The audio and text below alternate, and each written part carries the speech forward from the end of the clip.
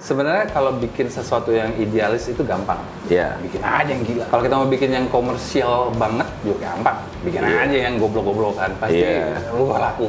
Yang susah yang jadi tantangan tuh bikin gimana dapetin balance dari dua-duanya. Oh, itu.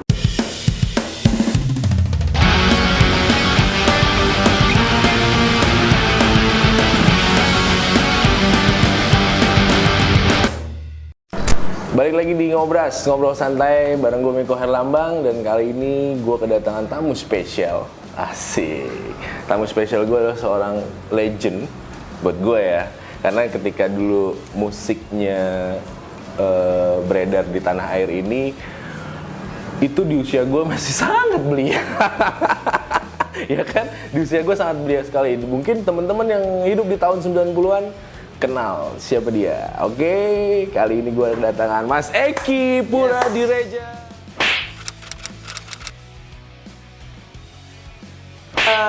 Gokil bener ya Mas ya? Betul. Gue takut salah nyebut. Sehat Mas? Sehat alhamdulillah. Waduh Mas Eki nih Mas, gue thank you banget udah bisa hadir ke Distrik 168. Undangan tamu spesial banget sih Mas. Gue bingung mau ngomong apa. Cuman karena ya udah ngobrol santai, kita santai-santai aja Mas. Ya. Gitu. Ayo. Yang penting sehat dulu. Benar. Cuan nomor 1 tuh ya Mas. Cuan nomor 1. Cuan tetap nomor 1. Ya kan gitu. Mas sibuk apa sekarang? Gue sibuk masih di musik, masih Humania masih jalan walaupun karena pandemi kita agak tertunda ya sih yang single-single project-project kita yang berikutnya. Selain itu gue juga lagi udah 2 tahun, hampir 3 tahun terakhir lagi ngedalamin bisnis lain, digital. Lain digital? Bisnis lain ya, bisnis digital. Digital ya? Lebih ke situ? Lagi dalamin itu, lagi jalanin ada satu platform. Tapi selain itu gue juga lagi mau nyiapin sesuatu lagi yang lain. Tapi memang gila sih kalau Mas Eki nih. Kenapa? Karena gue tahu lo musisi ya. Apalagi musik produser, iya. Konseptor juga iya, gitu loh Mas, ya kan? Banyak banget deh pokoknya yang memang, apalagi Java Jazz kemarin kan 12 tahun lo megang Java Jazz ya Mas ya? 12 tahun. Dan paling nyaman Mas. Oh tuh Java Jazz Festival Production. Hai Dewi Gonta, nih gue pakai. Mas Eki udah juaranya deh. Mas, paling lu seneng, lu disebut sebagai apa? Bingung. Gue tadi lu sebutin salah satunya, konseptor. Tapi kalau gue nyamannya sih disebut produser. Produser Sebagai profesi ya. sebagai profesi. Sebagai seorang individu gue lebih suka disebut konseptor. Justru lu lebih suka disebut sebagai konseptor? Iya, karena basically itu yang gue kerjain dari dulu. Bukan musisi ya? Wah, Humania sebuah konsep. Oh, jadi Humania itu adalah sebuah konsep. Konsep. Kita cuma bukan, gue emang musik adalah hobi gue, passion gue. Tapi waktu kita ngerjain album Humania itu karena kita kan musik Indonesia di zaman itu tahun-tahun 90-an ya. Awal tahun kita ngerjain dari 92 ya. Pada saat itu kan musik Indonesia yang tahun 80-an akhir kan yang either pop cengeng, slow rock. Semua yang kenapa musik Indonesia nggak ada yang kurang yang ngefang-ngefangan gitu ya. Yang inspiring, yang apa ya, yang edgy gitu. Yang cuman pengen bikin sesuatu yang beda, nawarin satu konsep yang beda. Secara musik, secara lirik. Musik kan sebagai sebuah media penyampaian pesan. Betul, sangat. Karena ada lirik. Secara musikal dan secara lirikal. Musikalnya apa yang baru sampai ini? Soundnya, pendekatan songwritingnya atau apa yang baru gitu. Kemudian di secara lirikal juga gitu. Apa yang beda? Pesan apa yang mau disampaikan? Gue tuangkan di Humania. Iya, makanya namanya Humania. Oh, berarti kenapa dinamakan Humania pun ya seperti itu ya? Iya, karena Humania, idenya kali itu tadi ya, berangkat dari musik sebagai media penyampaian pesan sih gitu, kita pikirnya itu. Dan sebagai sebuah konsep brand, kita angkat brand Humania dengan musik seperti itu. Album 1, album kedua, album ketiga. Album 1 untuk pasar yang lebih mass, album kedua untuk pasar yang AB-nya Indonesia. Karena pasar AB nggak dibuatin musik. Oke. Semuanya pada ngejarnya CD. Malah kelas bawah nih. Karena itu yang gede. Kan gue tadi cuan nomor 1. Iya. Kalau gue bukan cuan nomor 1. Konsep nomor satu. Niat tuh. Sekali lagi adalah niat adalah nomor 1. Ketika tidak ada niat nggak ada cuan sih, Mas. Exactly. Kalau niat lu baik, niat lu mulia, insya Allah cuan datang. Udah pasti tuh ya. Kalau lu ngejar cuan, bisa-bisa melengsai di tengah jalan loh. Betul. Makanya niat dulu tuh, ya kan? Apapun niat lo, ya udah dijalanin tapi Mas, jangan cuma niat doang. Betul. Ya kan? Tadi kalau ada album kedua tuh untuk yang pasar AB, album ketiga kita lebih bikin untuk pasar industri, targetnya untuk pelaku industri. Ya. Musisi, orang industri yang emang niche banget. Justru seperti itu buat di album kedua. Dari gede ke kecil makin kecil. Iya. Orang bilang album ketiga kita ini kecepetan 20 tahun nih buat pasar Indonesia. Cepetan musik lu cuma too advance. Terus ya oke. Ya nggak apa-apa menurut gue. Jadi umur album gue lebih panjang. Ya long time. Iya bener sih. Iya juga ya. Nggak kepikiran tuh sama orang lain tuh. Bener nggak? Nggak gitu-gitu aja, nggak flat. Ya udah, gue ngambil cuan banget keseluruhan digarap. Ya kan konsepnya ini konsep yang luar. Kalau ngejar cuan pasti cuman sebentar. Sama kayak lo bikin tadi kita ngomong, kalau bikin konten yang cari cuan aja, yang sampahnya betul laku cepet 3 juta dalam waktu 2 minggu. Tapi habis itu that's it. Tapi bukan udah nonton, gue udah nonton, gue udah nggak nonton lagi. Tapi pasar di Indonesia menuntut seperti itu, Mas. Ya, kan udah banyak yang bikin situ. Oh, kita kelasnya beda. Iya. Boleh dong. Berarti agak idealis ya. Ini ya, orang kayaknya lucu. Nah, gimana nih masalah idealis nih? Gue dari dulu selalu dibilang idealis. Tapi idealis itu sebenarnya apa? Gitu. Sekarang orang mau cari cuan tadi. Ya. Menurut gue kalau kita fokusnya ke cuan, pasti kita jadi bikin produk yang asal aja yang penting cuan. Betul. Tapi umurnya pendek. Gitu. Kalau gue mikirnya kita niatnya bikin kayak Elon Musk bilang, bikin karya, bikin produk yang awesome, yang keren banget, itu umurnya panjang. Dan cuannya sama aja sebenarnya. Justru cuannya terus. Selama kita masih hidup masih dapat cuan ya kan? Iya. So kalau semua orang pada mengejar cuan ya nggak apa-apa lah kita bikin yang kita punya peran yang beda-beda kan. Iya betul. Tapi idealisnya sendiri bisa lo kontrol dong berarti Mas kalau kayak gini. Sebenarnya gini. Apa kita perlu kompromi nggak sih dengan idealis? Sebenarnya kalau bikin sesuatu yang idealis itu gampang. Iya. Bikin aja yang gila. Yang geblok. Gampang. Iya. Kalau kita mau bikin yang komersial banget juga gampang. Bikin aja yang goblok-goblokan pasti laku. Yang susah yang jadi tantangan tuh bikin gimana dapetin balance dari dua-duanya. Oh, itu. Gimana tuh, Mas? Coba ajarin teman-teman.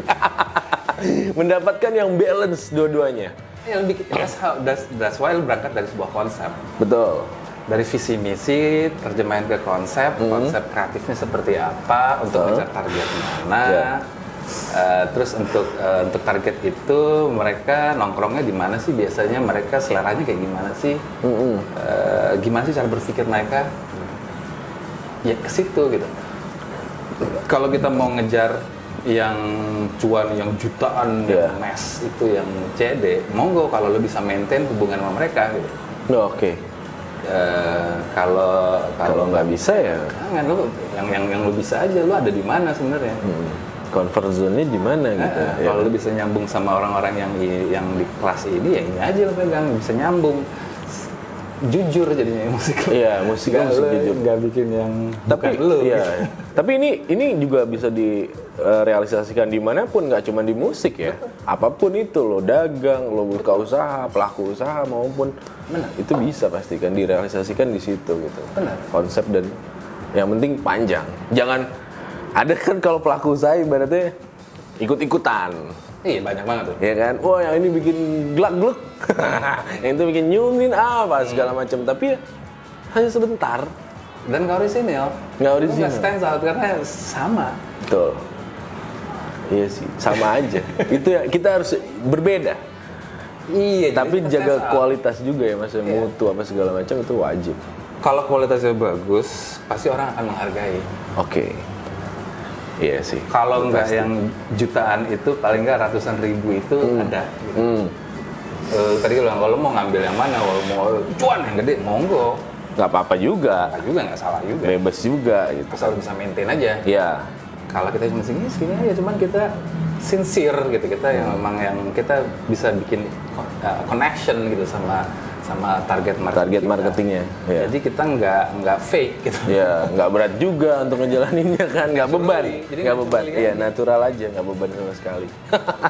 Gila, keren banget. Bener nggak? Iya, minum Mas.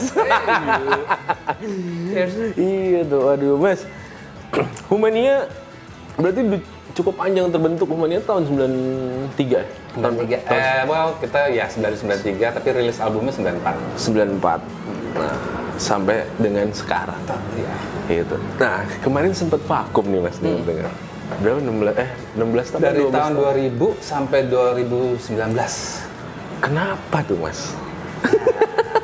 Seorang Mas Eki nih, gue bener-bener ngefans juga gitu kan sama konsep-konsepnya beliau. Terus Mas Heru juga ada di situ.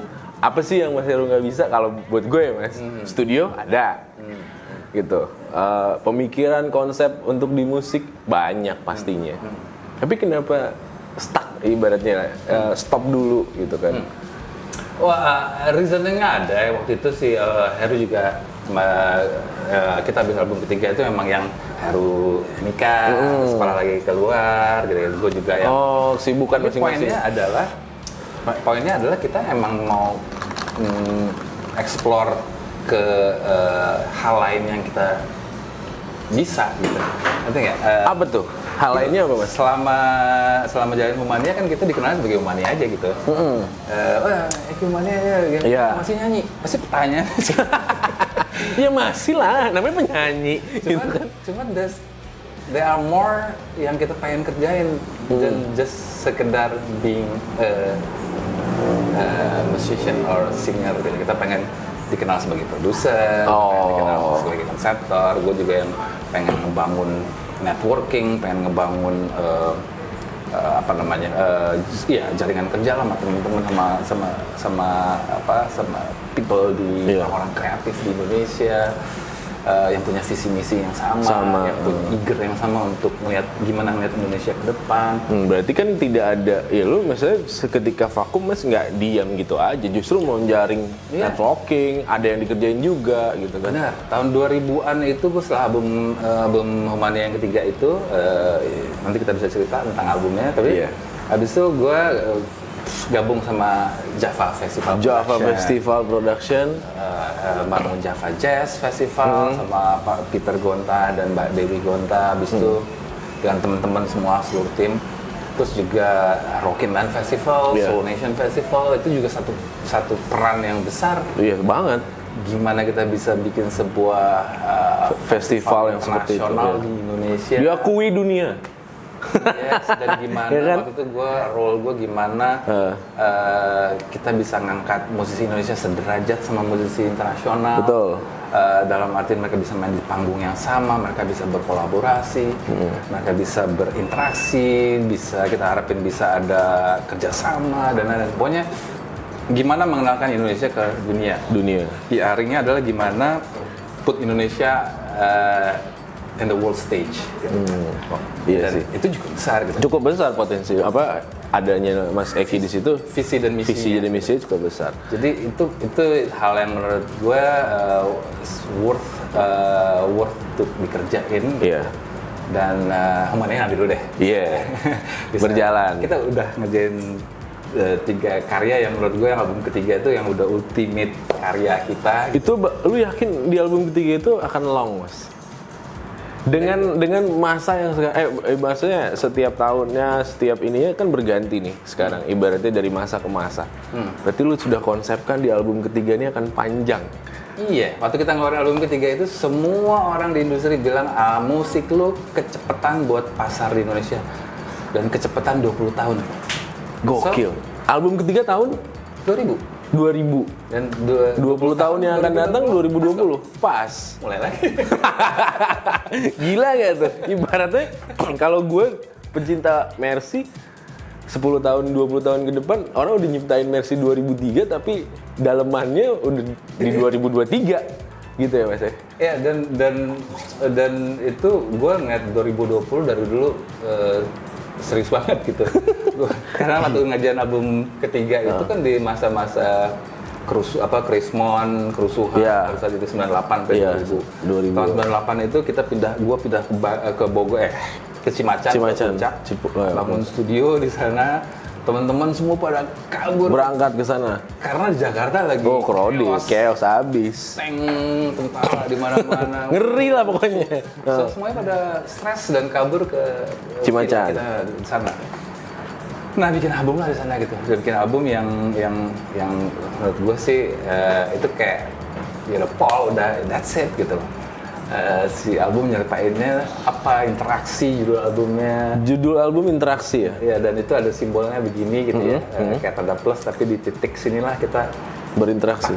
Takdirnya di situ. Pertemuannya di sini gitu.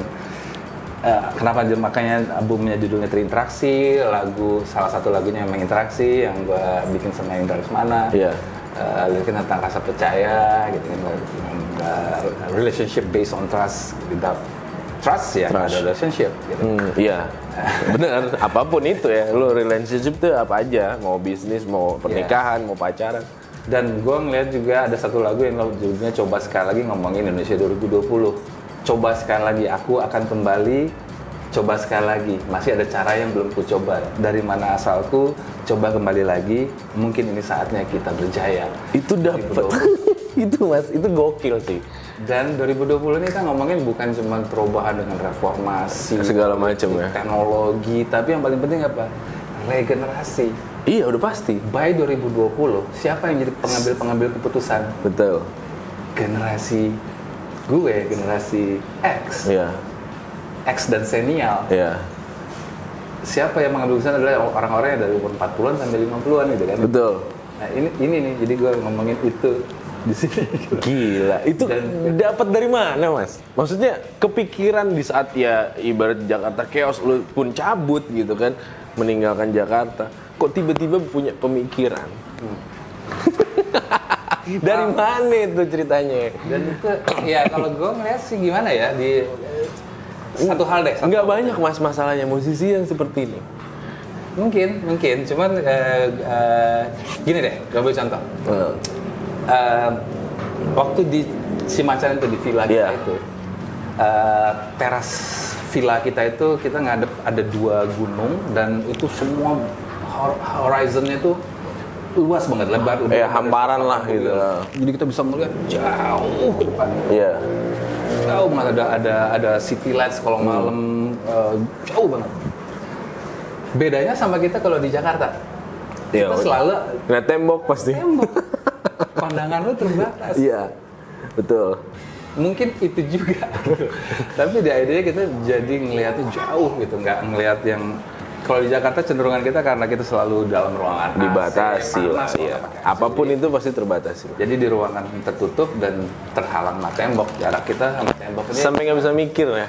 Ya, kita cuma mikir either daily basis atau weekly basis. Betul, nggak panjang. Jauh ke depan. Monthly pun belum mungkin, ya kan? Mungkin itu kenapa bisa begitu. Tapi I don't know. Pada saat itu gue juga belajar banget. Jadi gue 2 tahun di sana tuh, setahun 6 bulan pertama kali gue sendiri di sana. Iya, ketemu yang macam aneh-aneh. Gue stay, zikir, baca buku. Tapi lu ini Mas, orang yang gue tahu lu orang yang memang benar-benar menyatukan, benar-benar percaya dengan alam ya. Iya. Ini seru nih kita ngebahas ini nih, ya kan? Sangat banget lu baca situasi alam seperti apa sampai sebegitunya Mas. Well, ya kita tahu kan alam semesta. Iya. Hukum alam semesta. Hukum alam. Universal law gitu ya. Bahwa semuanya kan kita semua ini energi. Gitu. Iya betul. Dan ada yang ngatur. Betul. Sebenarnya. Dalam doa kita, di setiap doa kita minta petunjuk. Benar nggak? Iya. Karena aku petunjuk. Sebenarnya petunjuk ada di mana-mana. Tinggal kita bisa lihat atau enggak, atau mau lihat atau enggak. Tapi kan orang kadang-kadang tidak sadar dengan hal itu, Mas. Itu yang namanya kepekaan. Nah, peka atau tidak pekanya orang kan beda-beda nih. Yes, dan kepekaan bisa diasah. Nah, itu yang penting. Ngeri nih. Kita sekali lagi bicara soal iya, kita muslim kan, Mas? Iya, bicara muslim apa segala pun itu ya. Cuman bicara di luar agama lah ya. Ibaratnya ada satu kepercayaan yang memang lo harus percaya gitu. Yes, kita masih bisa bedain antara ajaran agama, pemahaman ya, sama agama. Betul. Beda. Harus dibedain tuh. Memang beda kan? Iya. Kalau kita percaya bahwa ada satu kekuatan yang lebih besar. Ya. Ada sang pencipta, spiritual being, higher being. Bahwa kita adalah spiritual being. Betul. Kita sendiri physical being sebenarnya kita. Oh. Lu kan sebenarnya bukan lu ini, tapi lu di dalam. Di dalamnya. Iya betul. Lu adalah jiwa aku sejati lu. Iya. Ya. Ini cuman physically aja. Casing aja benernya. Kalau kita mati, fisik kita dikubur. Kita lanjut. Perjalanan baru, ya kan? Gitu. Tapi kan banyak orang yang nggak. Itulah gua. Ini kultur budaya kita sebagai orang Indonesia yang seperti itu atau memang gimana nih, Mas? Kalau bahasa ya boleh dong. Kita ke situ nih akhirnya gitu. Kita yang muslim. Iya.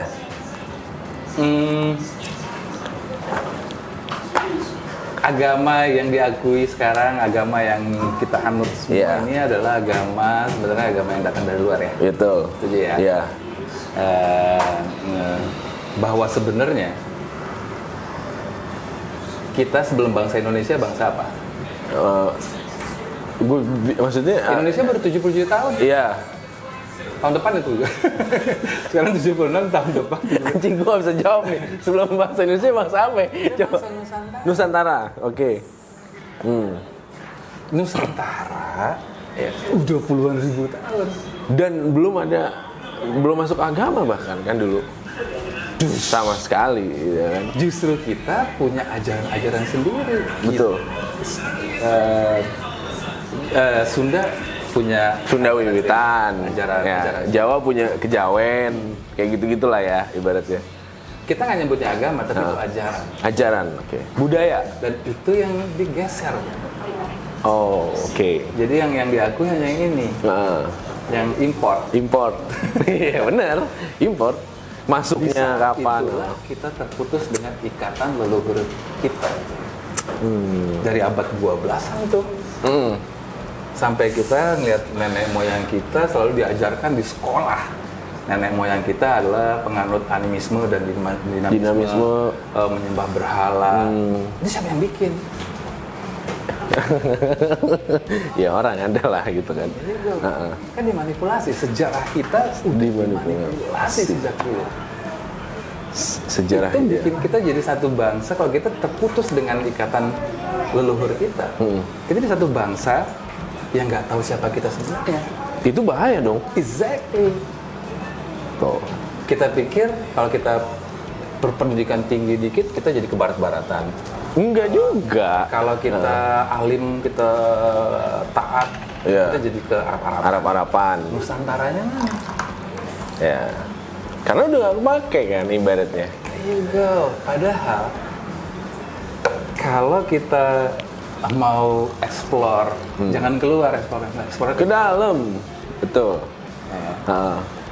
Kita punya ajaran-ajaran yang udah sangat advance. Lu tahu nggak bahwa tata negara kita dulu, kerajaan-kerajaan kita dulu dari misalnya Jawa, Sunda, itu ada yang namanya keratuan. Keratuan itu yang paling bawah. Ya. Keratuan itu adalah keraton. Oke. Di atasnya adalah keresian. Keresian itu adalah Kayak beranabi lah gitu. oh, oke. Ya. Nah. Ini, yang satu lagi adalah Kesultanan ya, kayak kesultanan. Keramaan. Keramaan menurut Tuhan. Oh. Keratuan ini setingkat presiden, perdana menteri, raja. Di bawah itu justru setingkat itu. Jadi bayangin tata negara kita udah directly ke Tuhan. Terus gimana caranya kita bisa dibilang satu bangsa satu bangsa yang nenek moyang kita adalah animisme, dinamisme? Lu bayangin nggak dari zaman dulu nenek moyang kita nanam apapun tumbuh? Pasti. Bener. Orang Kalau kayu doang. kita ambil, kita makan, kenyang, bersyukur. betul. Itu udah ajaran. Naturally. Iya, natural. Udah ajaran banget ya. Kita datang dari satu peradaban, atau budaya yang nggak mesti membunuh untuk bisa hidup. Bangsa lain Bunuh-bunuhan dulu baru hidup. musim dingin mereka mesti bunuh Ya, binatang dulu binatang. untuk bisa makan. Kita nanam tumbuh makan. So kita sangat bersyukur bangsa kita. There you go. Ini nggak seru. Gokil Lu nih. pernah dengar Gunung Padang? Gunung Padang. Daerah?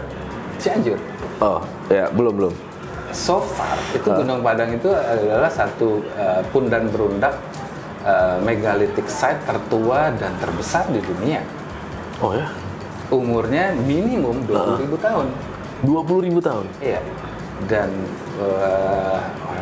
orang kuncian bilang itu lebih, bisa 45.000 tahun. Tapi kita nggak tahu, itu penelitiannya udah dilakukan di zaman Belanda, 1906. Habis itu zaman era Soeharto. 70-an, 80-an. Habis itu di era SBY. Oh. 3 tahun sebelum dia. Like that. So penelitian itu penting banget. Karena kalau sites lain cuma 5.000, Nggak ada ya. Baru semua. 20.000 tahun. Gila. Itu sebelum Masehi ya. Yoi. Jadi maksud gue kita adalah sebuah peradaban yang sangat tua. Sangat tua. Dan kita adalah bangsa yang sangat kaya. Nah, kalau kita tahu nenek moyang kita adalah orang-orang yang advance itu, yang tertua dan tertinggi, kenapa kita sekarang jadi satu bangsa yang nggak pede? Karena kan kita gimana mau maju yang tadi kayak lu bilang Mas, kalau kita nggak tahu sejarah diri kita. Gimana kita bisa predik masa depan kalau kita nggak paham sejarah. Berarti harus paham dulu sejarah kita, baru kita nenek bisa. moyang kita adalah satu peradaban yang sangat tinggi. Peradaban yang sangat tinggi ya. Kalau pernah dengar mungkin Atlantis ditemukan di sekitar Indonesia, atau Lemuria lebih tua lagi yang advance banget peradabannya. Itu kan di benua kan dulu Asia itu jadi satu. Iya. Sebetulnya apa? Sundaland ya. Sundaland. Iya. Ini habis itu jadi dengan adanya banjir Nuh tuh, Toba dan Krakatau udah tenggelam lah, jadi akhirnya jadi terpisah-pisah. Betul. Makanya kita punya legenda yang sama India, Kamboja, segala macam. Berarti kancing langit kan. segala macam lah itu ya. Berarti lu sendiri Mas, kalau memang lu bisa menilai seperti itu sih, dan lu punya konsep bahkan jauh ke depan itu karena memang lu sangat percaya akan kebudayaan kita, sangat percaya akan kultur kita, dan sebenarnya ke depan tuh sebenarnya sudah dialami duluan nggak sih? Bener nggak sih Mas? Apapun yang terjadi nih kayak sekarang lah, COVID lah apa segala macam. Jadi zaman dulu tuh udah ada juga virus-virus ini apapun itu. Wah, maksudnya gini, nenek moyang kita, ajaran-ajaran kita tuh mengajarkan bagaimana yang paling utama budi pekerti. Tuh. Kita harus memiliki budi pekerti luhur. Gimana kita berbudi pekerti luhur dan gimana kita menghormati alam semesta. Iya. Tidak merusak alam. Tidak merusak alam. Salah satunya itu udah pasti. Yang sekarang adalah dari sejak zamannya abad 14-an ketika Eropa masuk semua dengan revolusi industri semuanya bisnis semuanya Pembangunan segala macam lah ya. peradaban kita berapa ratus tahun terakhir itu didrive oleh greed keserakahan akan money and power. Dan semuanya semua di Keruk lah segala macam, dibangun lah apapun itu. Akhirnya jadi nggak balance alam kita, nggak balance alam semesta kita. Kalau gue sih pemahamannya gitu ya. So memang dengan ada pandemi ini gue ngeliat nih kayak titik reset button untuk kita. Lo ingat nggak ketika pandemi ini terjadi, kita semua dirumahkan, Lockdown ya. dirumahkan semuanya Kembali ke ke rumah masing-masing bersama orang yang kita cintai, semuanya keluarga, ayah, ibu, Yang tadinya nggak punya waktu sama sekali. Yes. Iya. Di situ kita jadi ngeliat bahwa uang nggak terlalu penting, yang penting kita bisa bukan Bertahan makan hidup. mewah tapi Iya. makan sehat. Betul. Kita yang penting kita bisa hidup, kita saling bantu. Ini kan kayak satu titik yang memang kita diingetin kembali yang ayo mau gimana nih?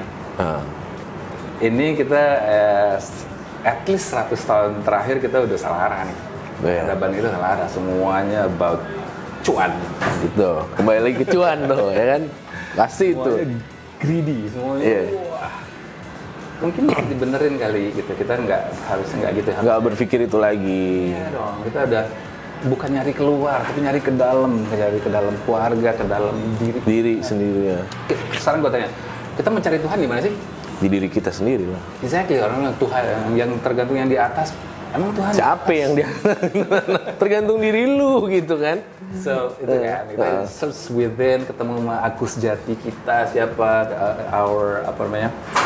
highest consciousness, kesadaran tertinggi kita, ketemu lagi di situ bahwa kita ini siapa, kita ini apa. Tapi ketika itu adalah ibaratnya ya perenungan atau mengakui atau, tapi ada juga yang Ini aja, yoi, aku dengan keakuhanku mas. nggak apa-apa. It's Tapi okay. kan memang seleksi alam. Oke. Yang begitu ya lihat aja. Silakan. Iya, Yang boleh, mau tapi bertahan lo lihat dengan aja. cuan dan greed itu monggo. Kalau nggak ketangkep penjara, Penjara mati. Sakit. udah itu aja udah ya. So emang ada seleksi alam, memang mungkin memang jumlah penduduk kita nggak udah overpopulate bumi. Konon katanya bumi kita nih hanya bisa menampung 5 miliar orang. Sekarang udah 7, Sekian. miliar. Mungkin, I don't know. Tapi basically kita ini momentum untuk kita merenungkan kembali apakah baik secara individu maupun secara kolektif, secara dunia sebagai manusia. Kalau gue ngeliat emang ini momentum kita untuk it's a spiritual journey untuk ketemu kembali sama Diri kita. orang-orang yang terdekat sama kita, spiritually connected to ourselves, to our higher being gitu ya. Terus spiritually connected to others. Sama manusia. Betul. Dan spiritually connected to the Mother Earth. Yang sudah terputus semuanya kita. Terputus menurut lu mas ya? Lu perhatiin aja peradaban kita at least 100 tahun terakhir. Iya. Semuanya is about greed, is about money and power. Pasti itu. Emang harusnya gitu ya? Iya. Atau memang harusnya kita semua sama? Harusnya kita love. Spread love gitu. Harusnya. Tapi kan itu Kita terbawa dari mana? Penjajahan kah? Walah. Iya dong. Seperti kita bisa seperti itu ya terbawa dari mana? Kalau kita ngomongin dari abad 14 misalnya, abad 12-14 gitu kan, kita tahu kan bahwa di sebelum abad 14, Ya. Eropa itu adalah medieval era, masa kegelapan, Kegelapan. medieval era. Yang berkuasa justru Asia. Mengiskan semua Nusantara, Iya. semua sampai Kaya raya lah itu. Turki, Iya. dan lain-lain. Apalagi Indonesia kaya raya, Majapahit udah ada apa segala macam. Tadi gue bilang dari Iya. Atlantis atau Lemuria itu 75.000 tahun. Iya. Sangat itu kalau ngomongin tuh satu episode itu susah. Cuman gini, pada abad 14 itu kan udah mulai di Eropa mulai kalau mereka sebut Illuminati. Iya. Illuminati itu apa tuh? Nggak jelek loh. Illuminati itu pencerahan. Pencerahan. Jadi ada pada masa itu mereka tercerahkan gitu. Karena adanya para tokoh-tokoh yang cendekiawan di sana. Betul. Gitu, yang Plato, semua orang-orang cerdas lah, Socrates dan lain-lain. Iya. So mereka menyadari bahwa bumi itu bulat, Iya. bahwa mereka bisa berlayar, bahwa mereka bisa explore, Iya. dan direstui oleh banyak dari Vatikan, Apapun itulah kerajaan-kerajaan ini ya. Sampai yang menguasai dunia. So Inggris ke Afrika, ke Amerika, ke Australia, bahkan Eropa ke Indonesia. Jadi mereka melakukan ekspansi, menjajah, Iya. mengambil keuntungan untuk Negaranya mereka. karena mereka lebih merasa lebih superior dari Dulu, iya superior. So memang jadi dari dulu udah ada itu, jadi yang kayak ngomongin rasisme di Amerika Oh, sudah ada dari dulu kan? ada satu bangsa yang merasa lebih superior dari yang lainnya. Betul. Nah, terus dari situ jadilah semua world financial system, world banking system, semua ini create itu. Sehingga semuanya jadi Sentral. dulu Atau slavery, slave apa namanya? Dulu. Perbudakan ya. Sekarang jadi modern slavery. Oh, lebih. Kita semua kerja untuk cari uang, untuk kita buang, untuk kita kerja lagi. Jadi kita jadi slave sebenarnya kita tanpa kita sadari. Tanpa kita sadari ya. Iya, kita nyari uang, cari uang untuk bisa hidup. Iya. Ya, untuk menghidupi diri sendiri apapun itu, keluarga Uang dan jadi segala-galanya. Padahal dulu di Indonesia sendiri nggak pakai uang pun lu bisa barter kan. Iya. Ibaratnya gitu. Ini ada yang membuat situasi sedemikian. Kita ngomongin lagi soal gini, tahun 1900-an misalnya. Pernah dengar soal Tesla? Oh ya, pernah. Tesla menciptakan satu apa namanya itu?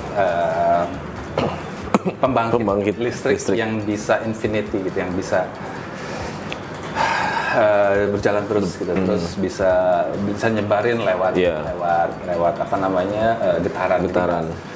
Maksudnya secara enggak knowledge kabel. Iya. Apa sih bahasanya frekuensi? Frekuensi. Ini singkat aja, tapi penemuan dia itu kan dipatahin oleh satu pihak lain yang kalau ini energi dibikin free, oil and gas industri akan mati. Iya, pasti. Nah, penemuan itu dimati, sehingga ya ini tetap berjalan. mereka tetap jalan. Coba lu bayangin kalau itu jalan gitu. Itu sekarang kita nggak mesti bayar listrik. Listrik adalah kita ngecas aja, ntar ngecas sendiri. Oke. Begitu apa enaknya padahal hidup Iya, lu sebenarnya. Cuman kan ada kepentingan lain di balik itu semua. So jadi lu bayangin peradaban kita, yang gue maksud tadi, peradaban kita jadi salah arah. Nah, I don't know, ini yang gue yakin banyak ahli yang bisa ngomongin secara detail ya. Ini kan kita bicara atas dasar kita sendiri. Iya, kembali lagi ke pribadi. Dan banyak kok artikel-artikel, banyak kok knowledge-nya bisa di-explore di YouTube. Dan ada buku-bukunya, ada ahli-ahlinya yang bisa menjelaskan. Tapi maksud gue gini, kita ngobrol santai aja. Santai. So, ya jadi satu peradaban yang udah salah arah, dan mungkin ini si pandemi ini apakah ini buatan manusia atau tidak, tapi yang pasti ini jadi momentum penting untuk kita Kembali ke diri kita. ya, kita kembali reconnected to ourselves, reconnected to each other, reconnected to the Mother Earth, and kita mulai yang baru yang lagu coba sekali lagi deh. Ya itulah lagu coba sekali. Coba kalian dengerin lah itu ya di album ketiga Humania. Oh iya, ada tuh di judulnya Mas? Coba sekali lagi. Coba sekali lagi. Dengerin satu album itu Goks itu album. Itu jadi satu album itu 10 lagu Mas? Atau 16 lagu. Wow. Satu album itu 16 lagu dan itu perjalanan ya Mas. Kalau Storytelling ya. Iya. Dari mulai openingnya kita tentang kehidupan atau tentang Indonesia juga di situ. Interaksi kita bikin interaksi antara manusia sama Tuhan. Oke. Jadi liriknya selalu about that. Tuh, silakan dengerin tuh. Lagu pertamanya opening songnya judulnya You'll Be There. You'll Be There itu ngomongin ya satu kali kita akan nyampe. Oke. Dan kita ketemunya di denyut jantung. Jadi lagunya tuh openingnya tuh kayak pakai suara nafas. Itu aja udah awal banget ya, untuk hidup lah ibaratnya. Iya, dan lanjut ke lagu terakhir lagunya Coba Sekali Lagi. Gila sih ini, bikin lagu aja, satu album aja bisa dibuat seperti itu gitu kan. Yes, and itu kan serunya kan, semua karya tuh emang mesti menceritakan momentumnya. Pada era dibuat itu, album dibuat pada zaman tadi gue cerita. Betul. Emang merefleksikan itu. Lagu singlenya itu kita angkat judulnya Lepas Kendali. Ngomongin Indonesia pada saat itu lagi lepas kendali. Wow, gila. Ada semua di YouTube, di Spotify dan semua digital platform. Udah bisa dengar. Download apa segala macam lah. Baru tahun 2019 lah kita upload semuanya di. Oh ya? Iya. Tadinya kan mungkin fisik Mas, ya kan? Tadinya fisik, abis itu fisik no more. Gue aja nggak punya CD-CD-nya. Kaset pun, Vita pun nggak. Tapi mastering ada dong. Master ada, cuman gue nggak punya CD. Jadi ya gitu. Akhirnya kita semua rilis lagi secara digital dan ada di semua platform. Oh, rilis lagi? 2019 rilis lagi? Album 1, 2, 3 kita rilis semuanya ada di digital platform semua.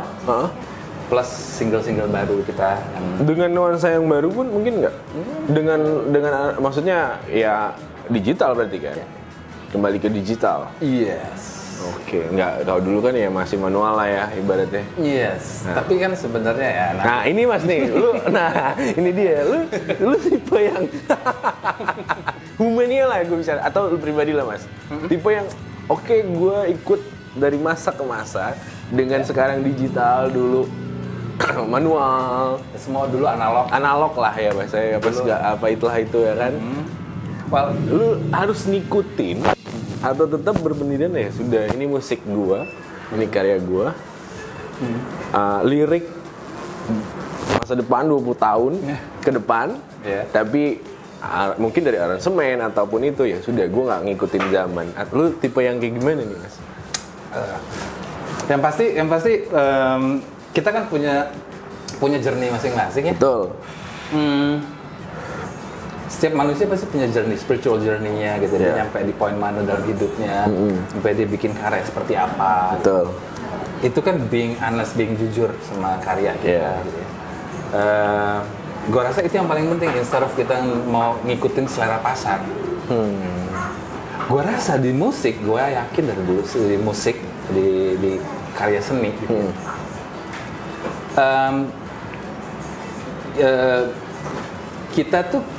Kita bisa create pasar.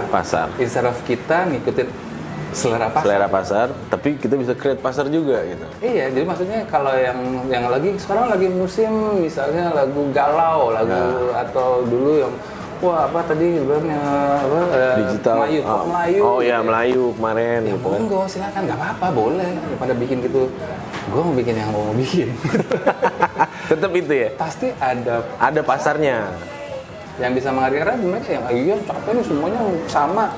Iya. Makanya lagu single kemarin kan semua sama. Yang single yang udah keluar kan 2019. Ya. Nah, bicara semua sama. Itu sampai 6 tahun Mas bikinnya. Kenapa itu padahal kalau gue baca liriknya kan ibaratnya nggak terlalu Ya. berat. Perjalanan 6 tahun tuh gila bikin satu single. Wah, gini. Ada apa ini? Nggak, itu lagu udah gue bikin Udah lama. Tahun? tahun 2002, 2003. Udah ada. Udah gue bikin. Ternyata semuanya sama, ternyata tiada berbeda. Apa Iya. yang jadi? Itu udah itu liriknya. Oh. Tapi belum ada momentum untuk keluar. Emang kita belum, abis album ketiga kan kita vakum. Gila. Terus Tunggu momentum loh, ngeluarin lagu aja sampai nunggu momentum dulu. Oh ini udah waktunya pas nih, dar keluar. Kayak gitu ya? gue rada ngikutin jalannya takdir aja, jalannya semuanya akan datang di waktu yang tepat. Oke. Bukan semua akan datang di waktu yang indah. Di waktu yang tepat ya? Artinya kita kalau mau maksain sekarang boleh, paksain Boleh. habis itu nggak jadi apa-apa. Tapi ada momennya, emang belum ya belum. Begitu, ini dia momennya jebret. Tau nggak lagu Semua Sama keluarnya pas apa? Hah? Mas?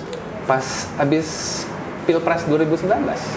Wow, itu yang dimana terbelah-belah lah ya kan?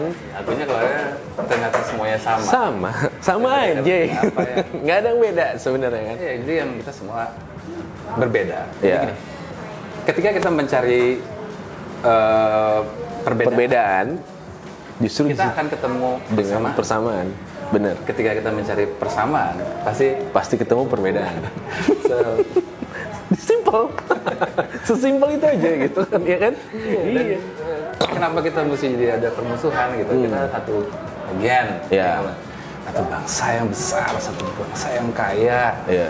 Memang ada kepentingan greed, Greed. berkuasa, Pasti. money and power tadi. Cuman udahlah, gitu. Udah pas tuh, udah lewat. Kan kita, ayo kita bangun negara kita, bangsa kita Sama-sama. kedepannya. Udah, bukan yang lalu lagi kita omongin, tapi ke depannya sekarang. Itu cuma kepentingan politik aja saat itu, dan udah lewat ya udah. Gitu. Mas bicara apa lagi Lo tau nggak single berikutnya setelah itu? Apa? Setelah selesai itu Semua sama. Pilpres, judulnya lagu single berikutnya adalah The Art of Letting Go. The Art Of Letting Go. Room. The Art of Letting Go. Oh. Kenapa mesti keluar itu?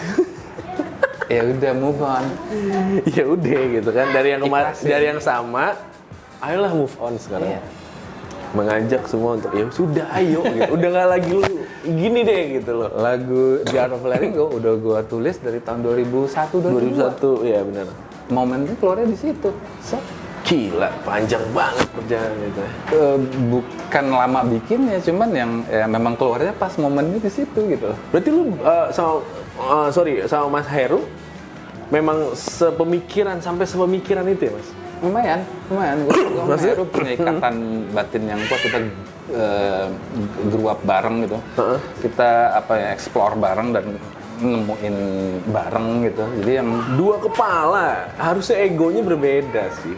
iya, Ya untungnya emang kita kayak it's more than just partner atau Iya. teman, tapi kita kayak brother gitu kan, udah kayak keluarga. Langit Gua dan kebetulan- bumi. Gua lebih tua dari dia. Oh gitu ya. Jadi Akhirnya diakui ya, Mas? Akhirnya diakui emang lebih gua tua. Gak apa-apa kok. Iya. Tua juga. Mateng, tapi yang ini bukan tua, mateng. Gitu. Mas, terus oke. Ya. Keuntungan dan kerugian digital. Nah, Oke. di masa-masa aduh kacau, semua bisa download, semua bisa, lu gampang deh dapetin gitu loh. Maksudnya Ya. apapun itu. Mas mau sambil makan nggak kita? Ntar aja. Ntar aja ya. Yo. Bir nambah? Enggak. Enakan kopi ternyata. Oh, enakan kopi. Keuntungan dan kerugian. Ya. Di masa-masa yang semakin orang masyarakat ya dulu kan ya kita tahu lah ya CD bajakan dengan harga 5.000. Aduh gitu loh, sedangkan kita di setara dengan harga yang sekian. Oke. Format musik diperjualbelikan itu udah berevolusi dari tahun 30-an, 2000-an, dari tahun 19-an. Dari mulai gramafon, Betul. formatnya, habis itu ke plat, ke pita, terus ke kaset, terus mulai masuk ke CD. digital ke CD. Dan CD bertahan lama itu adalah digital yang asal muasal yang purba kalanya gitu ya. Ya. Tapi begitu ketika CD jadi udah nggak ada proteksinya lagi. Semua bisa Tapi dipakai. pita juga gitu kan. Industri kita dibangun. Kaset juga gitu kan dulu. Gue inget banget tuh lagu apa kaset Lia, hapus, tiban rekam Yes, ya kan kayak gitu-gitulah. Gitu. Yes. Saking nggak mau beli. Betul. Atau kemahalan apa gimana. Ya. Mungkin memang musik itu diciptakan dari awalnya memang untuk dibikin aja di depan perform di depan banyak orang. Begitu jadiin karya itu jadi bisa di manipulasi macam-macam di copy dan lain-lain. Tapi poinnya gini, habis CD itu kan tahun 2010 itu mulai ke digital download. Oh iya, digital download. Terus itu ada iTunes dan macam-macam lah gitu ya. Habis itu nggak sampai itu CD 20 tahunan lebih. Iya. 20 tahunan. Habis itu digital download cuman umur, I don't know, 4 tahun. 2014 itu udah mulai keluar streaming platform. Dan hanya one click away. Betul banget. Tanpa bayar. Oke, kuota lah palingnya. Iya, kuota. Dan bayar, cuman bayar. Bayar, ya. Kalau bayar sebulan Spotify ya bayar 100.000 atau 45.000 ya. whatever.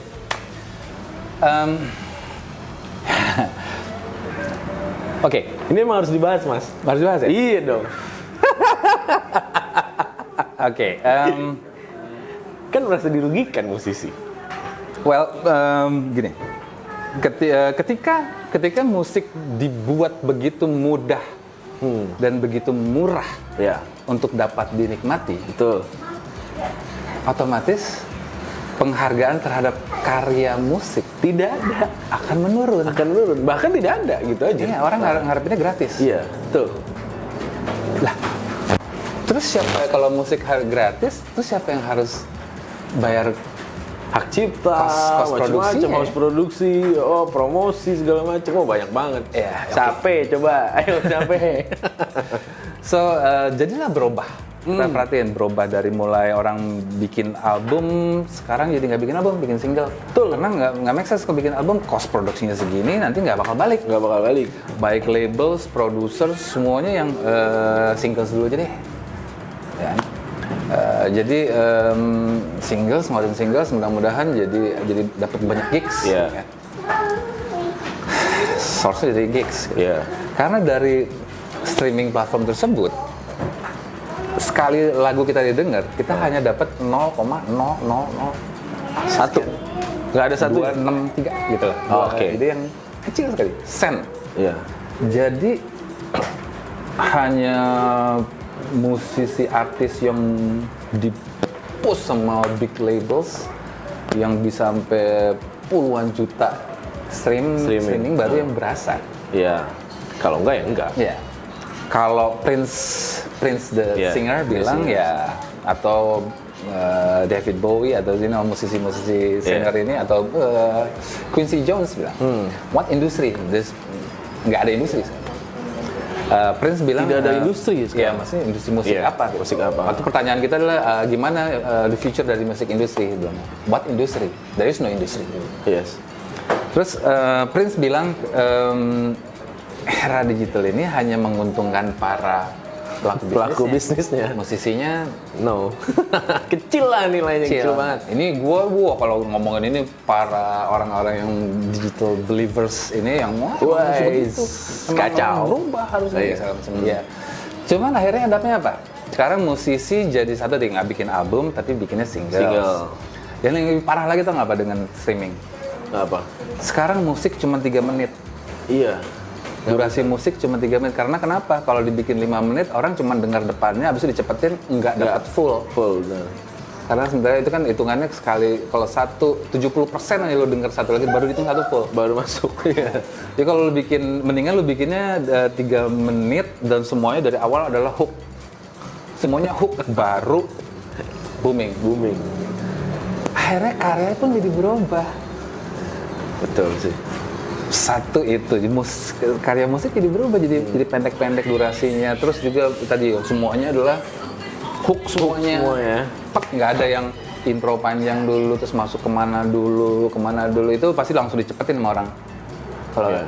Kalau zaman dulu kan refnya berulang-ulang ya kan, ada ref lagi di belakang, lagu 7 menit. So itu jadi sangat disayangkan kan, jadi begitu gitu.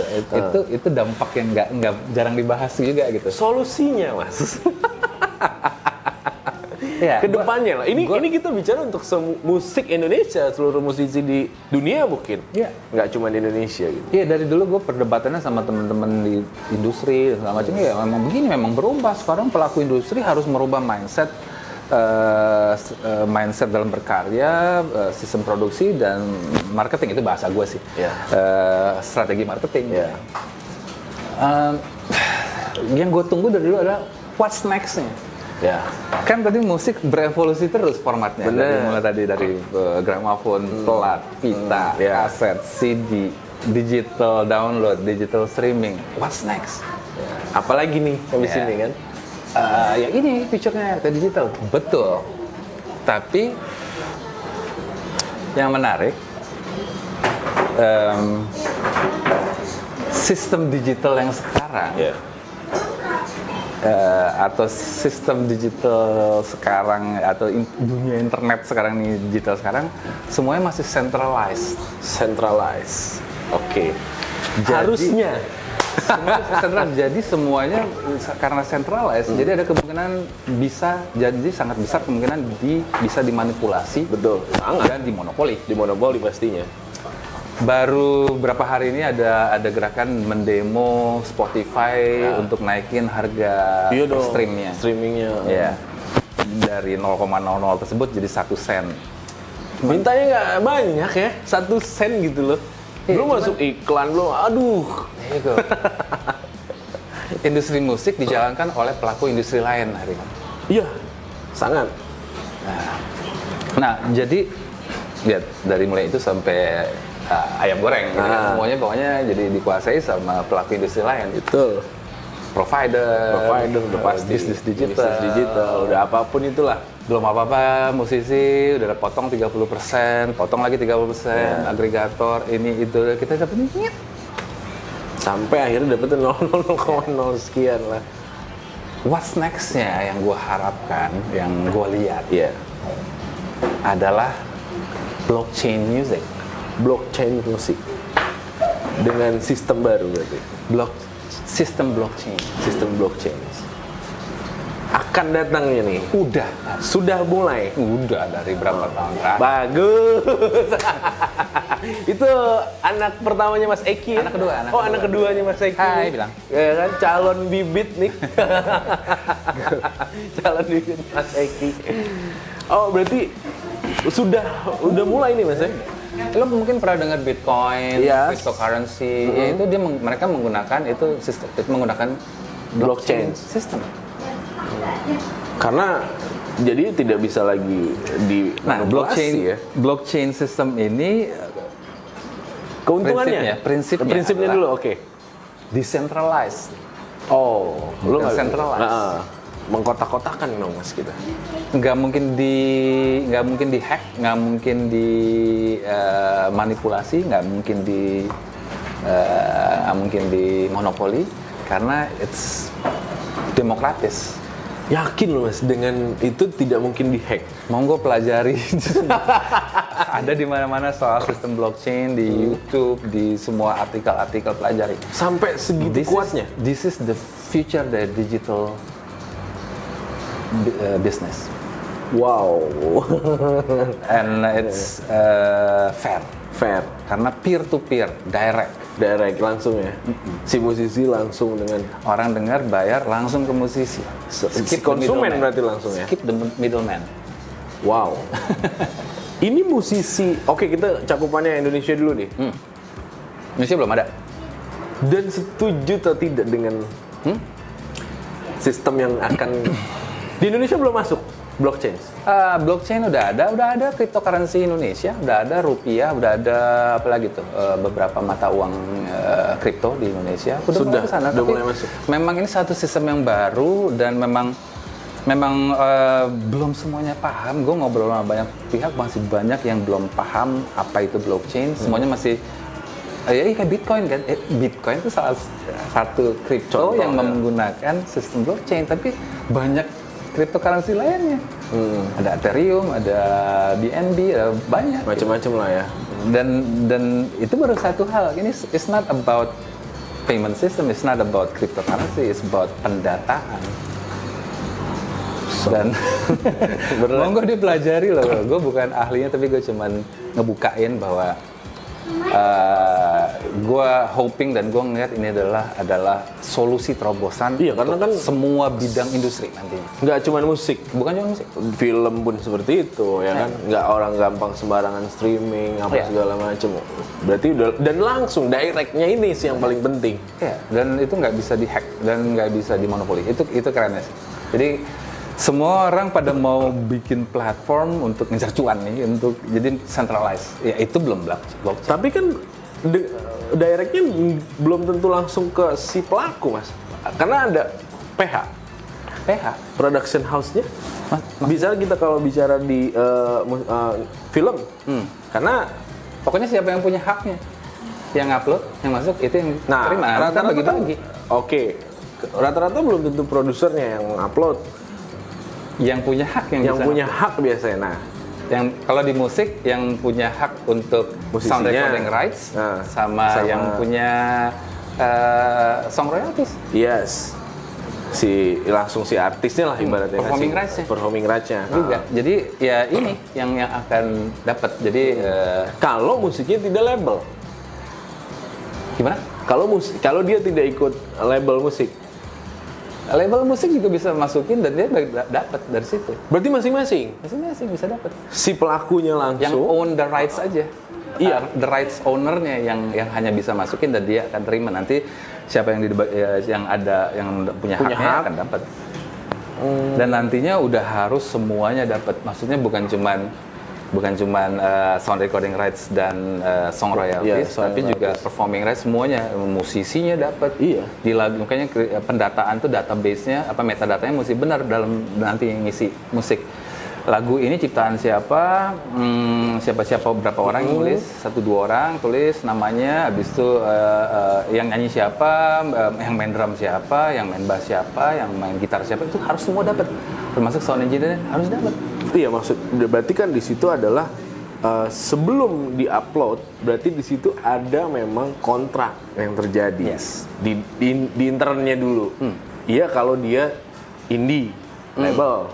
Tapi kalau ketika dia dengan label, berarti kan punya hak yang sama, karena apalagi label yang gue tahu nih, Mas, dia yang oke, mungkin bukan hak ciptanya si label, tapi dia yang mau duitnya lah gitu loh, menginvestorkan ke si ini. Berarti kan punya hak yang sama. Nah, ketika kita mengupload itu berarti punya hak yang sama juga. Iya. Dan nggak rebutan tuh. Iya, itulah yang mesti fairnya itu ya. Iya. Dan yang lebih penting karya-karya kita yang udah deal sama label ya udah. Iya.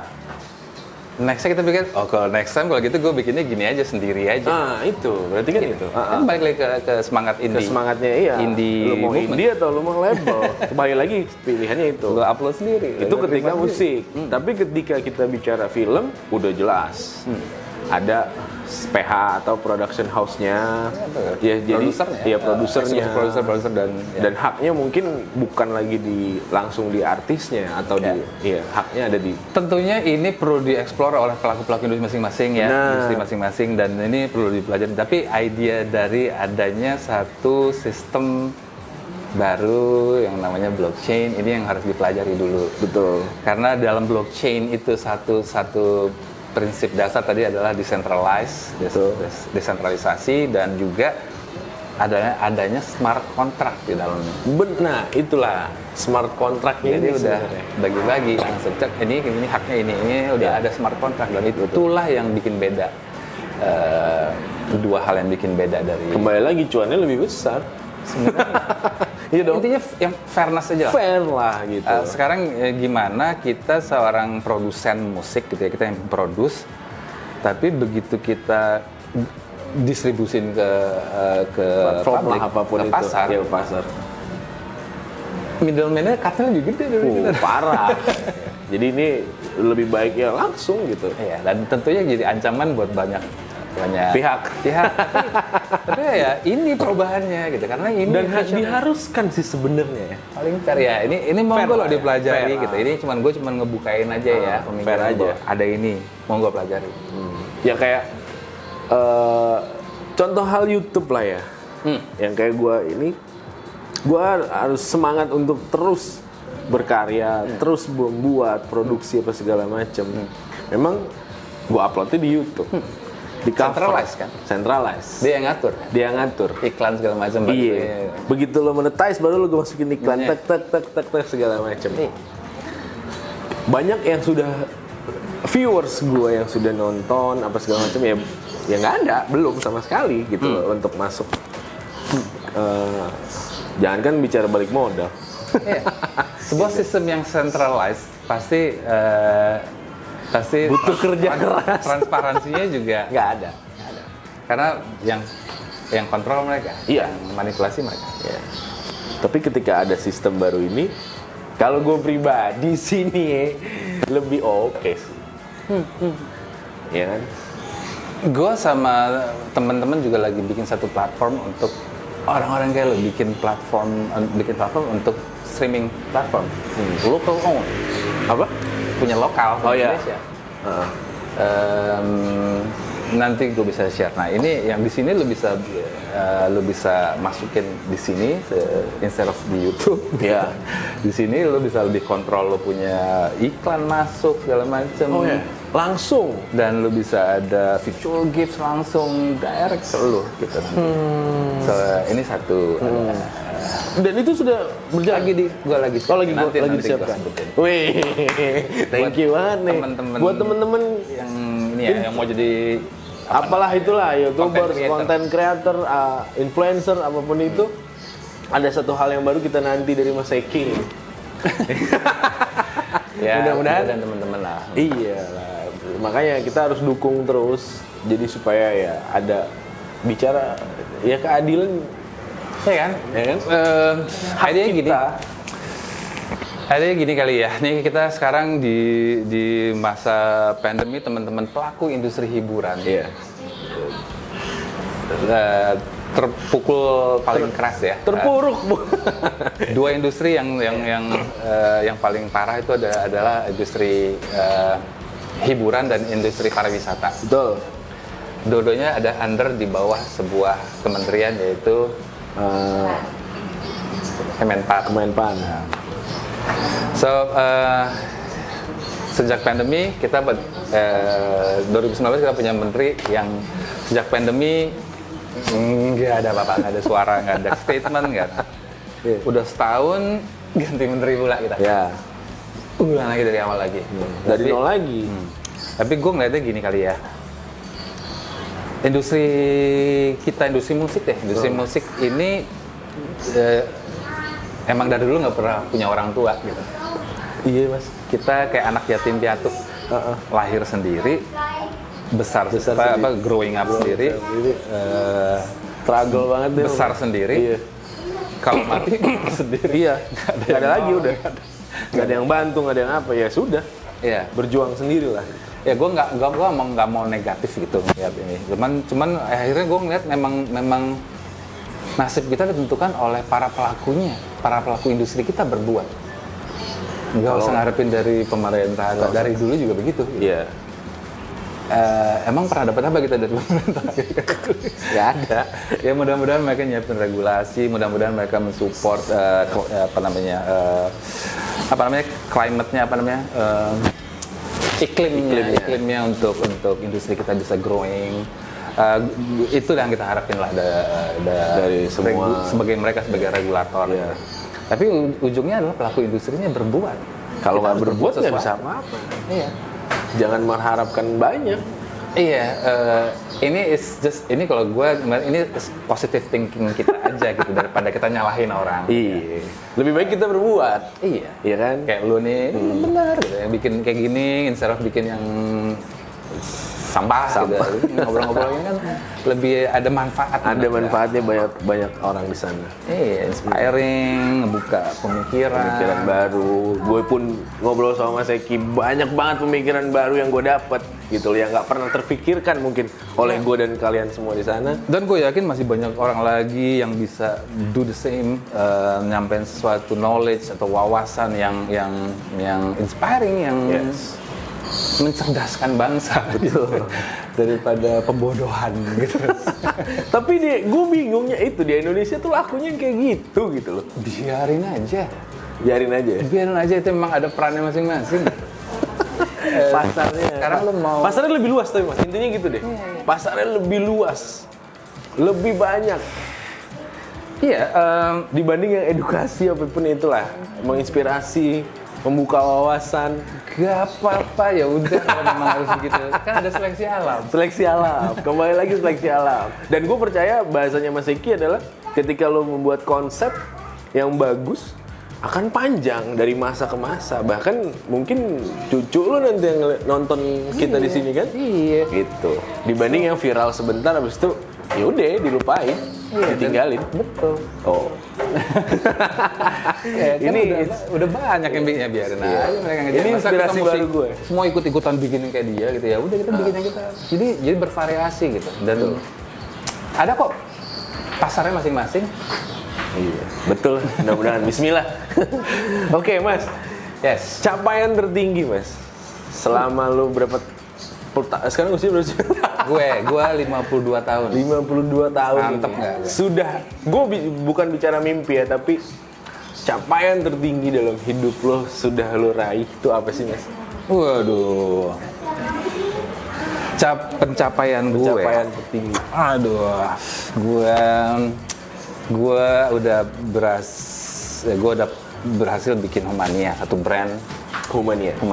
Itu menurut lo capaian tertinggi lo? Menurut gue orang musik kayak gitu Iya. kan. Tapi kok bisa ya kan ada ngasih impact gitu kan. Betul.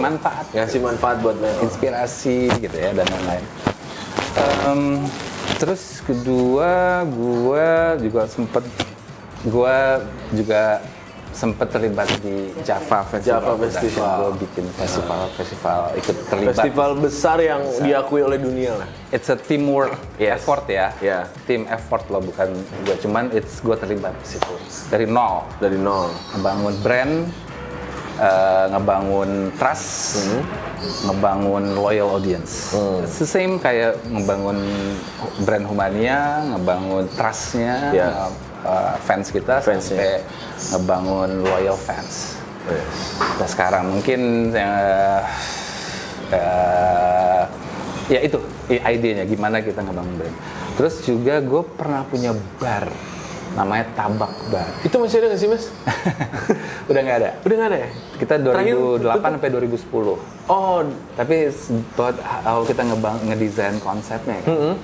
Konsepnya sampai kita ngebangun brandnya. Bangun trustnya sama customer sampai loyal customer kita. Customer masih ada ya. Dan sampai sekarang kalau kita ngomongin tabak semua yang pasti kangen sama tabak. Konsepnya itu emang unik, secret bar, ada 3 pintu entrance yang nggak ketahuan. Oh ya? Terus begitu masuk, bang, musiknya beda. Dan bahkan abis itu semua jadi ikut kayak gitu musiknya gitu. Tapi it's konsep, gimana kita ngedesain sebuah konsep, terus tadi ngebangun brand, ngebangun trust, ngebangun loyal fans, loyal market lewat loyal customer, loyal audience, whatever. So that's the idea gitu kan. Gokil. Terakhir pencapaian. Mimpi. Hah? Pencapaian. Ada lagi masih ada? Dong. Wih gila. Udah banyak tuh 52 tahun ya. Iya. Pencapaian gue terakhir, gue akhirnya nikah di umur 44 tahun. Dengan si Mbak beda 13 tahun ya? Iya. Beda. Wih.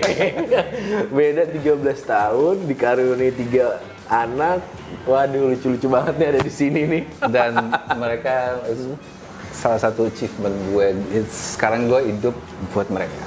Iya. Gue punya apa namanya, punya reason baru untuk hidup. Ini juga harapan next ke depannya. Yang mimpi yang belum. Itu nanti. Oh, nanti. Tapi harapan dulu. Again, tadi gue ngomongin 2020 ini, Yeah. sekarang kuncinya ada di generasi X dan senial. Generasi X dan senial. Yang umur 40-an, 50-an, Iya. yang jadi pengambil keputusan dari Iya. mulai Bapak Jokowi, Ahok, itu semua generasi X. Iya. Dan kita kerjasama dengan generasi senial yang umur 40-an. Kita sama-sama generasi yang ngalamin dua era. Satu, secara di Indonesia kita ngalamin era Orde Baru. Orde Baru dan Orde Lama. ngalamin era reformasi. Reformasi, oke. Lebih ke reformasi. Kita sama-sama ngalamin itu, cuman generasi senial ini 10 tahun di bawah kita. Gitu. Iya. Yang kedua adalah secara teknologi kita ngalamin era analog, teknologi analog dan digital. So generasi X dan senial ini mana X gitu ya. Gua punya quote gini, generasi X itu adalah generasi yang akan menyampaikan kebenaran kepada generasi yang lebih muda, sekaligus pembenaran terhadap generasi yang lebih tua. Justru pembenaran. Makanya lu sebut generasi X. Ya, I don't know, mungkin karena itu semua. Tapi peran kita itu gitu. I don't know, mungkin lo juga senial. Iya. Enggak sih, di bawahnya malah. Lo milenial. Milenial. Yang bener lo. 34 gue sih ya gue, Mas. Oke. Terakhirnya milenial tuh, dikit lagi udah senial. Betul. Kalau nggak salah 35 ke atas sudah senial harusnya. Ya. Anyway, kita, lo juga deh gue masukin. Kita adalah, lo udah nikah? Udah. Punya anak? Baru. Berapa? Satu. Kita sebagai pertama Ya. pelaku industri, Betul. dan kita sebagai orang tua. Iya. Kita mesti nyiapin medium-medium atau apapun, karya atau apapun untuk nge-guide-in generasi Generasi Z. generasi Dan Z. Alpha. Iya. anak lu alpha, anak gue alpha. Nah, Karena generasi mereka yang serem. Jumlahnya banyak banget. Milenial sekarang orang milenial ya, tapi milenial udah sekarang memang paling gede. Tapi nanti generasi yang ini kawan. Mereka dari kenapa kecil gawat? udah kenal dari lahir, udah kenal gadget. Wow, bener sih kalau bicara itu ya, iya kacau sih. Dan buat mereka semuanya cuma one click away, Iya. click away. Buat mereka Itu yang ngeri lah ya. emang harus bayar, emang harus beli. Oh, itu yang harus kita jelaskan berarti ke mereka nanti. Dan harus disiapkan. Makanya peran kita Peran untuk menyiapkan, bikin apapun, mau bikin konten, mau bikin event, mau bikin film, mau bikin album, mau bikin perusahaan, mau bikin Apapun itulah, usaha apapun itu. kita harus bikin sesuatu yang mengajarkan mereka bagaimana menghargai sebuah karya, bagaimana menikmati cara menikmatinya. sebuah karya. Kalau enggak mereka akan lost, generasi mereka lost. Iya. Kalau nggak ada guidance dari generasi Dari yang senior buat sekarang, mereka, ya, sebelumnya. Ya. Exactly. So itu yang gue bilang, Mas, menyampaikan kebenaran terhadap generasi yang lebih Yang muda. baru lebih muda. Yang baru. Sekaligus pembenaran generasi tua, bahwa generasi tua juga nggak salah-salah amat. Iya, sudah usaha. Buktinya ada kita. Iya. Buktinya ada generasi yang kayak kita. So they all good. Orang tua kita juga udah menjalankan perannya sebaik-baiknya. Udah berperan lah ibaratnya. Iya. Jadi semua udah melakukan peran mereka dan mereka udah move on. Nah sekarang tinggal kita yang menjalankan perannya. Iya. Peran kita sebaik-baiknya. Tuh, gokil nih. Harus disiapkan dari sekarang. Ya kita inilah. Yes. Harapan tadi udah. Ya apa yang kita mau achieve? Aduh, Bikin Nggak lagi lah itu tabok apa? tabak. Tabak. Soalnya kalau ngomongin ini agak nggak enak sih ya, ngomongin satu hal yang pengen gue cita-citain, gue nggak. Nggak apa-apa, Mas. Hah? Ya, Kan pendapat kita, harapan kita. Mungkin banyak yang, wah iya ya, gitu. Setuju atau sepemikiran kah? ada beberapa sih, artinya sekolah gue kebetulan sekolahnya sekolah film. Ya, sinematografi.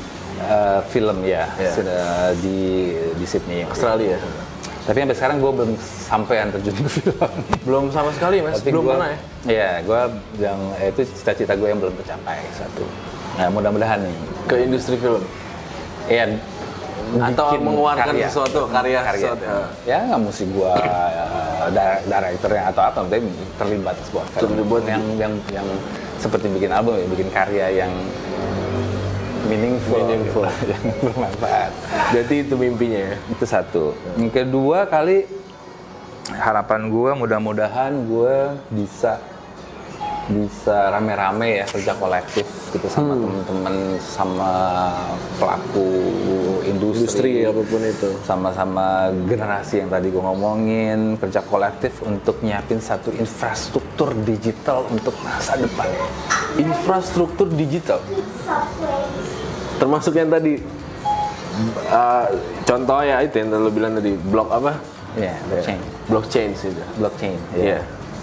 Well, I don't know. Gue sebagai musisi, udah sebagai singer songwriter dan lain-lain, udah terus bikin festival di industri event, udah gue dealing sama semua artis, udah. Nextnya apa ya gitu kan? Iya.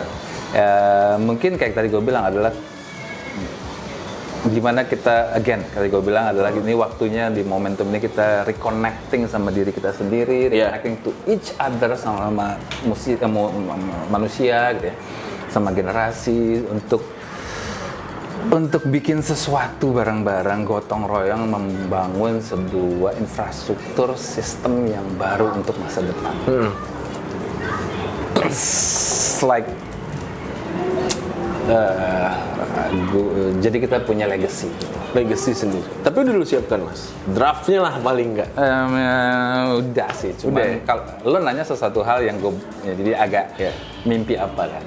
Jadi ya itu hal yang gue lagi coba lihat ke depan. Mungkin itu peran gue, role gue yang gue bisa jalankan ke depannya untuk anak cucu kita. Betul. Tapi ini juga termasuk perang juga. Ya, amin. Ya kan? Ada nggak nih? Maksudnya oke lah, nggak usah cakupannya kita minimalis lagi, Jakarta lah. Kenapa? Ya di Jakarta yang bisa sepemikiran. Banyak. Ada. We notice each other. Kita tahu kok siapa-siapa orang-orang yang satu visi misi yang udah nyampe gitu. Ada ya? Ada. Banyak yang belum. Itu. Cuman ya nggak apa-apa. Ini dia, kita dengan bikin kayak gini, dengan bikin, aku bilang, bikin karya, bikin apapun yang bisa membuka wawasan orang. Gue berharap bisa bisa bareng-bareng kita membuat sesuatu. Tadi gue bilangnya buat karya, buat medium apapun. Yang bisa mencerdaskan bangsa, yang jadi sebuah gerakan kesadaran bahwa kita ini, hari gini masih korup, hari gini masih pungli, hari gini masih buang sampah sembarangan, hari gini masih belum, masih ngebully orang gitu. Ya sudah lah, ibaratnya jadi diri. Naik tingkat kesadaran. Lo tau nggak soal tingkat kesadaran rata-rata bangsa itu penting banget loh. Iya. Dan itu berat banget, Mas. Iya, cuman it's basically dari pendidikan, kalau nggak terus kita dari semua media, karya, semua yang nyebarin kesadaran. Tuh. Bahwa kita intinya lo punya budi pekerti yang tinggi. Itu kan ajaran leluhur kita gitu. Iya. Sekolah-sekolah sekarang kan gini ya. Anak gua sekolah di sekolah yang tentang itu, tentang yang ngajarin budi pekerti. Nanti kan udah omongin tuh sistem pendidikan harus Yeah. berubah dengan dulu kita ngafal, Yeah. ngafal Sejarah semua lah, dihafal, apalah, semua. ya, Padahal segala kan semuanya macam. nanti bisa lihat Google ya, dapat semua informasinya. Betul. Jadi Lebih mudah. yang mesti diajarin apa ke anak-anak kita? Selain budi pekerti. Budi pekerti. Gimana kita menggunakan teknologi untuk satu kebaikan, bukan satu Burukan. Kesalahan apapun itulah ya. greed, keserakahan, money and ya, power, money and power. Ya udah, kembali. evil doing gitu. Iya. Lalu ada interview dari nyokapnya, yang diinterview nyokapnya Elon Musk. Itu keren banget. Nyokapnya Elon Musk tuh single mother, dia gedein 3 anak. Tiga-tiganya anak-anaknya Jadi semua. Anak paling tuanya punya gerai restoran yang organic food. Jadi mau bikin orang semua sehat. Iya. Gitu kan. Anak nomor 2 si Elon Musk ini Wah, bikin siapa yang nggak tahu lah gitu kan. SpaceX, Iya. bikin Tesla mobil elektrik gitu.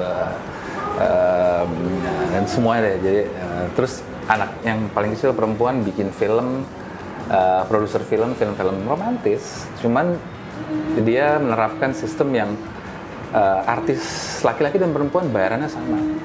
So ada nilai-nilai value yang inilah yang ya udah kembali ke budi pekerti apa dan segala macam itu. kebaikan demi kebaikan iya. itu. Nah, ibunya luar biasa banget. Terus interviewernya bilang, kita bersyukur banget lu mengajarkan kebaikan ke anak-anak lu. Kebayang nggak kalau Elon Musk ini mad evil? ngajarin hal yang Orang paling kaya sedunia dan dia bisa bikin apapun, kita dibikin ini nggak, dibikin untuk kebaikan manusia. Itu kan yang paling penting. Gimana anak-anak kita ajarkan untuk memiliki budi pekerti, untuk memanfaatkan teknologi ke depannya untuk kebaikan manusia. yang diutamakan adalah kebaikan ya. Bukan kebenaran. Kebaikan. Wow. Ya. Mas, pesan terakhir dong, Mas. Kira-kira Tadi pesen semua tuh kayaknya. kalau ini terakhir deh. Oh. Oke. Pesen gue terakhir. Ya, dari seorang Mas Eki Humanian. Ya. Wow. Apapun itu buat bangsa ini atau buat apapun itu ya. Atau generasi baru di sana. Gue nggak tahu ya, viewers gue juga yang nonton. Yang nonton anak muda atau orang tua. Nggak tahu. Pesan. Oke, sebenarnya tadi banyak banget Itu yang udah kita pesan semua. ngobrolin semua. Nah. Mudah-mudahan dapat pesen-pesen yang tersirat Ya. di apa yang gue sampein. Again, gue juga bukan orang yang paling tahu segala ya. Betul. Semua orang juga punya pemikiran, punya pemikiran, apapun itu punya sendiri lah. spiritual Ya. journey-nya juga masing-masing. Tapi kali kalau tanya pesan terakhir, gue cuma bisa jalanin peran kita sebaik-baiknya. Jalani peran diri kita sebaik-baiknya. Kita awalnya jadi seorang anak, terus jadi seorang Dewasa, pelajar, seorang pacar mungkin, Iya. habis itu jadi mahasiswa, peran kita, habis itu kita jadi profesional, Betul. habis itu kita kawin, kita jadi suami atau istri. Habis itu kita jadi orang tua, Ya. ya. Iya. Tapi kita orang tua pun kita tetap anak. Anak. Kita tetap pelajar. Belajar. Kita tetap pacar buat pasangan kita. Kita jadi apa tadi? Pelajar. Profesional. Profesional buat siapapun. Jalanin aja peran kita sebaik-baiknya.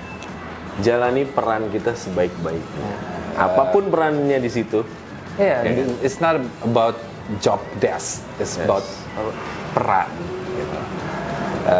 Selama kita menjalankan peran sebaik-baiknya, selama kita punya nawaitu yang baik, punya niat yang baik, punya itikat yang baik, punya mimpi untuk kebaikan orang banyak. Oke. Bukan untuk ini kalau gue ngomongin soal tingkat kesadaran tuh ada egosentris, ada etnosentris, ada world-sentris, ada kosmosentris. Kita udah harus jangan lagi di egosentris atau etnosentris bahwa agama gue paling benar, suku gue paling benar. Janganlah, udah kita udah sampai harus di world-sentris dan mudah-mudahan jadi kosmosentris gitu ya, yang udah nyampe ke tingkat kesadaran yang paling tinggi. Sebagai manusia, explore, cari ke dalam diri siapa kita sebenarnya, ketemu sama aku sejati kita, explore sejarah keluarga kita, explore sejarah bangsa kita. Untuk kita bisa bawa bangsa kita ini untuk ke depan yang lebih baik buat anak cucu kita. Jadi sih. Mantap. Mas, aduh gue thank you banget. Thank you. Udah banyak pelajaran dari Mas Eki. Waduh, gila sih ini ya. Ini salah satu memang idola gue juga. Tapi ternyata di luar itu banyak menginspirasi gue tentang hidup ke depan. Hari ini, bukan hanya hari ini, besok atau bulan besok, bukan. Tapi semoga. justru lebih ke depan lagi, dan semoga bermanfaat buat kalian semua di sana. Mas, gue thank you banget Mas. Thank you so much. Thank you banget mau dari dengerin sini. gua ngoceh. Iya. Teman-teman, makasih semua. Jangan lupa like, subscribe, comment, and share konten ini ke teman-teman lo. Dadah.